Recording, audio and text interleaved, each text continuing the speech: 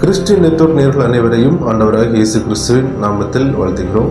தற்போதும் ஒரு மிக துக்கமான செய்தி அது என்னன்னா, சிரியாவில் பல மக்கள் கொண்டு குவிக்கப்பட்டு இருக்காங்க. குறிப்பாக அதில் கிறிஸ்தவர்களும் பாதிக்கப்பட்டிருக்காங்க. இதை பற்றிய ஒரு முக்கியமான தகவலை தான் நம்ம இப்போ பார்க்க இருக்கிறோம்.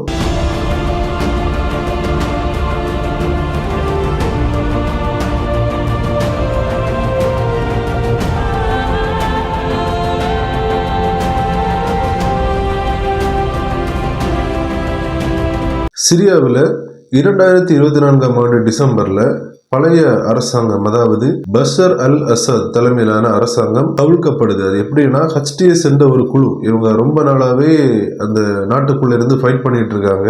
அவங்க ஃபைட் பண்ணி ஒவ்வொரு இடங்களையா பிடிச்சு லாஸ்ட்ல தலைநகரையும் பிடிச்சு ஆட்சியையும் பிடிச்சிட்டாங்க. அந்த நாட்டு அதிபர் அந்த நாட்டை விட்டு வெளியே போயிட்டாரு. இவங்க எப்போ ஆட்சி வந்தாங்களோ அப்போ இருந்தே, குறிப்பா இந்த கிறிஸ்துமஸ் தினங்கள்ல கூட கிறிஸ்தவர்கள் கிறிஸ்துமஸ் கொண்டாடும் போது அங்க சின்ன தாக்குதல் நடத்துறது, இப்படி கொஞ்சம் கொஞ்சமா கிறிஸ்தவர்களுக்கு எதிரான தாக்குதல்கள் நடைபெற்று வந்துச்சு. இப்போ என்ன சம்பவம் அப்படின்னா, அலவைட் சமூகம் என்கிற ஒரு மைனாரிட்டி சமூக மக்கள் அங்க வாழ்ந்துட்டு வராங்க. இந்த மக்கள் முழுக்க பஷர் அல் அசத் இவரோட ஆதரவாளர்கள். இவங்களுக்கும் தற்போதைய அரசாங்கமான ஜொலானி குழு இவங்களுக்கும் சின்ன மோதல்கள் உருவாகுது. இது மிகப்பெரிய கலவரமா உருவெடுக்குது.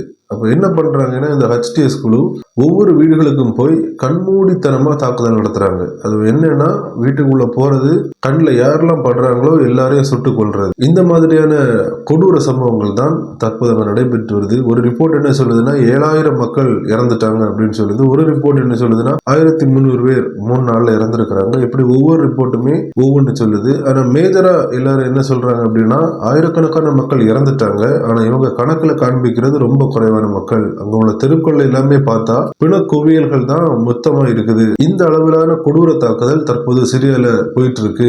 அதுலயும் குறிப்பா ஒரு வீடியோ எல்லாம் வைரல் ஆச்சு. ஒரு நபர் கழுத்துல ஒரு கிராஸ் போட்டிருக்கிறாரு. இந்த கிராஸை நீங்க எடுக்கணும் அப்படின்னு சொல்லியிருக்காங்க. மேலும் மறுதளிக்கணும் அந்த மாதிரி சொல்லியிருக்காங்க. ஆனா அவர் முடியாதுன்னு சொன்னனால அவரை தலையை வெட்டி கொண்டிருக்காங்க அப்படிங்கிற ஒரு நியூஸ் இப்போ மிக வைரலா போயிட்டு இருக்கு.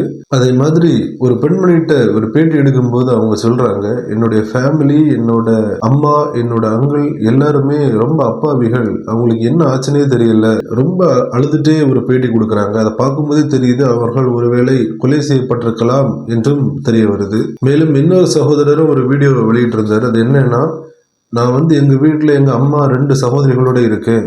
இங்க பயங்கரமா ஒவ்வொரு வீட்டுக்குள்ளேயும் கொலை பண்ணிட்டு இருக்காங்க. நான் இறந்தா கூட பரவாயில்ல, என்னோட 2 சகோதரிகளும் என்னுடைய அம்மாவும் காப்பாற்றப்படணும் அப்படின்னு ரொம்ப கண்ணீர் வெடிச்சு அவருடைய முகத்தை கூட அவர் மறைச்சு ஒரு வீடியோ போட்டிருந்தாரு. ஏன்னா முகம் தெரிஞ்சிட்டுனா கூட அவங்க கண்டுபிடிச்சிருவாங்க. அந்த மாதிரிப்பட்ட ஒரு இக்கட்டான சூழலில் இருந்து அவர் ஒரு காணொலி வெளியிட்டாரு. Terrorists are killing everyone, children, women, teenagers, old people, just killing. There is more than 100 body in my village now. Even in the city they are just taking. We are not allowed to go out of the house. They just come to the houses, take the people, kill them outside of the house. I have 2 sisters. I don't know what to do with them. If it's okay for me if I die, but not for my 2 sisters or my mom. One of them is a teenager. Please, you gotta help us. Nobody is talking anything about it. இது நமக்கு தெரிஞ்சவை. ஆனா தெரியாமலே அங்க நிறைய சம்பவங்கள் நடக்குது. குறிப்பா சில இடங்கள்ல என்ன பண்றாங்கன்னா, வீடுகள்ல ஏறி கொலை பண்றாங்க. சில இடங்கள்ல அந்த வீட்டுல இருக்கிற மக்களை வெளியே இழுத்துட்டு ஒரு ட்ரக்ல ஏத்தி அவங்கள ஒரு குறிப்பிட்ட ஒரு இடத்துக்கு கொண்டு போய் ரொம்ப தூரமா நடக்க வைக்கிறாங்க. அது எப்படின்னா, முழங்கால அவங்க நடந்து போகணும். பின்னாடி இவங்க துப்பாக்கி வச்சுட்டே வருவாங்க. ரொம்ப தூரம் நடத்தி சித்திரவதைப்படுத்தி அவங்கள கொலை செய்யறாங்க. யூடியூப்ல சில காட்சிகளை நம்மளால வெளியிட முடியாது. அந்த அளவுக்கு கொடூரமா இருக்கு அங்க நடைபெறுகிற சம்பவங்கள். இதுல குறிப்பாக நிறைய கிறிஸ்தவ மக்கள் பாதிக்கப்பட்டிருக்கிறாங்க. ஆனா வெளியில 1300 பேரை கொலை செய்திருக்கிறாங்க அப்படிப்பட்ட நியூஸ் வருது. ஆனா அங்குள்ள மக்கள் போடுற வீடியோஸ், சில காணொலிகள், இவை எல்லாவற்றையும் பார்க்கும்போது ஆயிரக்கணக்கான மக்கள் அங்க மறிச்சிருக்கிறாங்க.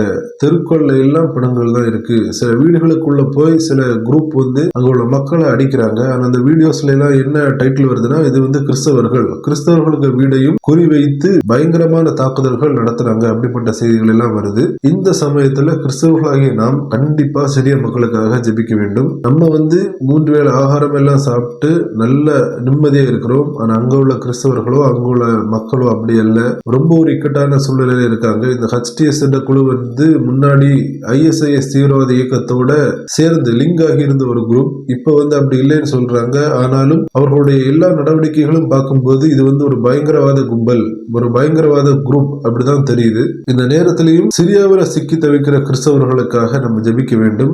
கிறிஸ்தவர்களின் பாதுகாப்பிற்காகவும் அவர்களுக்கான தேவைகள் சந்திக்கப்படும்படியாகவும் இந்த பயங்கரவாத கும்பல் இப்ப நடத்திட்டு இருக்கிற இந்த கொடூர தாக்குதல்களை அவங்க நிறுத்தும்படியாகவும் அப்பாவி உயிர்கள் பாதுகாக்கப்படும்படியாகவும் நம்ம கண்டிப்பா ஜெபம் பண்ணுவோம். இந்த காணொலியை தவறாம உங்கள் நண்பர்களுக்கும் பகிர்ந்து கொள்ளுங்க. நம்ம எல்லாரும் இணைந்து சிரியா கிறிஸ்தவர்களுக்காகவும் சிரியாவில் உள்ள அனைத்து மக்களுக்காகவும் நம் ஜெபங்களை ஏறெடுப்போம்.